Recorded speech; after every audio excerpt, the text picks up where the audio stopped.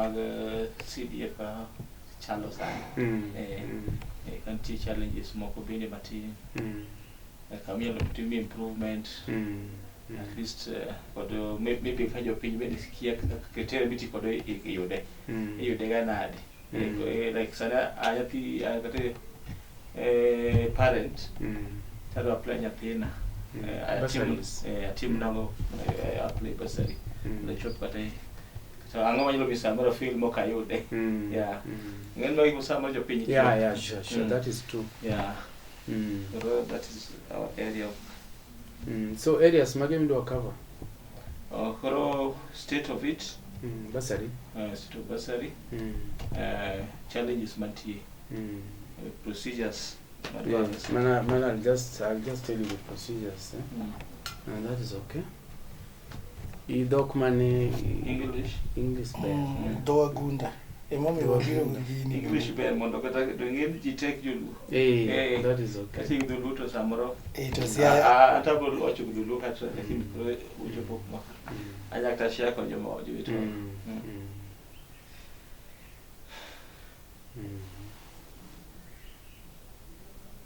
Are you ready? Camera is on. Very good morning all of you. Today is on Wednesday. We are trying to look on these challenges facing the CDF kitty and maybe all the public should know about it. Some of the challenges that we are facing as the public, maybe in applying for this fund. I'm here with the CDF manager. He's going to give us maybe the insight behind this. I'll start with the state of the bursary and how it is dispersed, maybe which is forthcoming and all that just happened in the last previous year. Maybe we'll start with the name, sir, so that my name is Amos Apollo. Yes, I'm the one in charge of CDF as the manager, sent by the CDF board. So I have a committee. We work with a committee. On the bursary, we have bursary committee, which deal with issues of the bursary. And of course, there are some challenges, but notwithstanding, it has been very successful, especially the last 23-24 financial year. We actually gave, we have full scholarship, then we have got bursaries for secondary schools, and then university and colleges. Those are the categories we deal with. First, students apply. Application is open to all students, and those students that are not there, their parents can actually do it on their behalf. So to the application, we normally publicize in the media so that at least it will reach or Alego constituency as a whole. And Alego is big, so that has been a challenge because we normally get a lot of applicants versus the little that we get, because it is actually it was increased from 35 to 40% of the allocation. That is the last financial year. So I would say the application is, we normally done it every ward. We have good coordinators which also coordinate the enlighten the people. We make sure that we give people ample time to do application, and I think it was a success story, even the way we do it. So that is the application. Once we receive all the forms back, the committee normally sits down. That is the sub. In committee, we have got various subcommittees, like we've got tender, bursary subcommittee. We have got like right now, CDF normally, as we speak, we've got only some sectors. Like in most of our projects are on education, security, and now climate change, which the government is really trying to work on. So having done that, the committee will sit down, will then vet properly, and then we'll come up with a list, a long list of all list of applicants, and then we vet them. But most vetting is being done at the ward level, because you've got coordinators who know the parents and the needy cases. So from the ward level, then they are brought here. The bigger committee will now sit down to probably now approve based on the funds that are available. We normally encourage, the list will be out. Once the list is out, then there'll be successful candidates. There'll not be successful candidates. Those people will not be successful. We normally encourage them to do a follow-up so that you know exactly why you are not successful. We give people ample time also to do that. And then the checks are done. Before it is done, now, at the point where you do the listing, that's where I think most of the complaint comes in. That's the thing, the bigger challenge. Where you get complaint that there's the vulnerable, needy, and so on and so forth. They say most of them, this is just an allegation. Yes. Those are allegations. Those people that feel like they should get it at that point of listing and make approval. How does it happen? Where you find that a point where even the person who is not needy gets, and the person who is less needy does not get. Those, I would say, those are just allegations, because normally we are very fair. There's a bursary guideline to that effect that guide us who is supposed to get, who is not supposed to get. Like last time, all the day schools were given, regardless of all day schools. All students that were learning in day schools were all given. All. We did not bother who is who. All of them. The old schools got it. Then there was first they were given, and then they were again prorated as per the enrollment in each and every school. So meaning there was a standard, and then they end up just to make sure that they are not sent back home for lunch or the rest. Then we have a very special, those are full scholarship. Full scholarship is based on the performance, and again it's based on the social category of the student.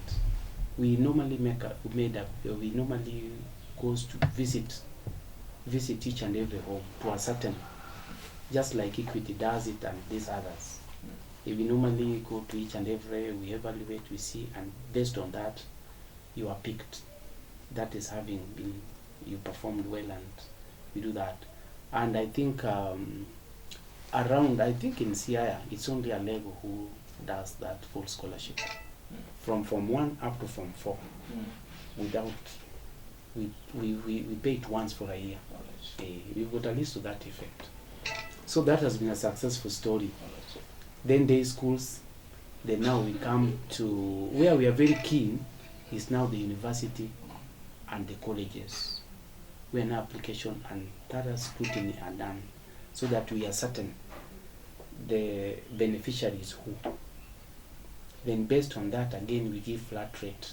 Whoever will qualify, we give companies 10,000 and 10,000 for student. Then we come up with a list. Before the checks are released again, we normally call for a meeting of all stakeholders to take them through the process we have done, from the application to the dispatch. We explain to the parents and even the beneficiary. We tell them that these are the number of students who applied. These are the number of students who are successful, and the few that might have not been successful. We also encourage them to come back to the office so that they know exactly, because maybe the forms were not well done, or there's a reason. And we normally, having been satisfied, some we clear. But at least it has been a very fair kind of process, I would say so. Another allegation that is really in the public domain, I don't know if that is correct or not, but they can verify, about the amount that was promised by the MP. Yes. and the amount that was disbursed. Yes. Where was the problem? I don't know, but what I know, whatever the MP said in the media was accurately done, as far as I know, because I also attended the meeting. Yes. With the first, it was a long journey before the MP could make a decision. First, he had a meeting with the principals and the teachers, and they went through the challenges. Most of these schools, basically, it was found that, especially day schools, students are being sent home because of lunch, which he quickly came up. There was a quick intervention to that effect, that then let the bursary cater for that immediately, as we actually wait for the normal enrollment in each and every school. So the amount he talked about was released. The challenge was, I think most schools had got too much arrears from the parents, and that could have been an issue. But on CDF side, I think it was the best. All schools, all day schools, I think they were like 40 something or 20, I think there were 40 something schools which received. So I think to them, those are allegations. All right. I would say they're allegations. Okay. You know, it was the first time that was being done. So the only thing we need to do is just to improve on the weaknesses that might have been there. But by and large, it was perfectly done. So this time I'm sure the stakeholders will also have a meeting with the MP, and some improvements will be done again. Based on the point also, is this thing on the listing? There's an allegation. This thing comes to the allegation, then it comes to the public domain, then people believe it. Do you think a person who didn't vote for MP has equal chance? I don't know whether you can verify that, but like the people think that, wow, sisi tuko ile side ingine tupewi. Someone saying that I am just a phone call away. let me tell you, in CDF, those are allegations. We act very professionally, and I would say that as the member of the CDF board, those are purely allegations. Because you see, the allegation, unless I don't know, but I've taken you through the process. Yes, that's true. So did you see any politics in the process? No. There wasn't. The applications are being done at the ward level. Then forms are brought here. Whatever happens at the ward level is none of my business. But what I know, the process has been very fair. Since I reported here, I think some 2 years now. I've not heard of. Those are allegations. You know, you can't miss to get 1 or 2 people complaining. And even the MP is not really like involved in the whole process. There's a committee that does it, and perfectly well. Those are allegations that you can be anywhere, even in Kenyan politics, Yes. which we are not part to. But as far as if you go around, I think Alego will be the best, and I think we want things to be done. Even this time around, we want to improve on some of the few weaknesses that were there. We have got all the accountable documents from the file, the returns from the institutions, to the list of the students. In fact, it's the only office where you come, you'll be taken through. You come, you'll never miss your name. If you really applied, and you never got, you'll be told why. But very few, because most of the vetting is being done at the ward level. So by the time they are here, it's like a lot more has been done. Then lastly, on the issue that was in the parliament, I think maybe people have answered, but I think to some extent that it also concerned your the office. What do you think about merging the CDF thing to one kitty, like was being proposed by the I wouldn't comment on that, because those are policy issues that I think it's beyond me. Sure. I think the Ministry of Education was trying. The lawmakers, the MPs, I think will come up with a better idea of CDF, the concept of CDF. If you look at the concept of CDF, we deal with the act. And until that act is amended or changed, no comments you can give on that. The act is very clear what we are supposed to do. But if the government or the Ministry of Education plus the lawmakers are in agreement to change the system in whichever way, who are we? We'll just follow that. But for now, what we are doing, I think we are doing perfectly well. It's much nearer to the public. Like you cannot really compare it with this other. It's much easier to come here and probably inquire. Actually in CDF, it's a very simplistic, it has been simplified. You come, you apply, you get it. Sure. You come, you apply, you don't have to wait. Like right now, we are doing our proposals. Shortly, we'll forward them to the board. The board will approve them. The first money that will come for the bursary, because schools are opening. And the bursary is being given a priority. It's just like a project. Actually, we treat this as a project. So, that's a policy issue. Sure. That I cannot really... Thank you. Thank you very much.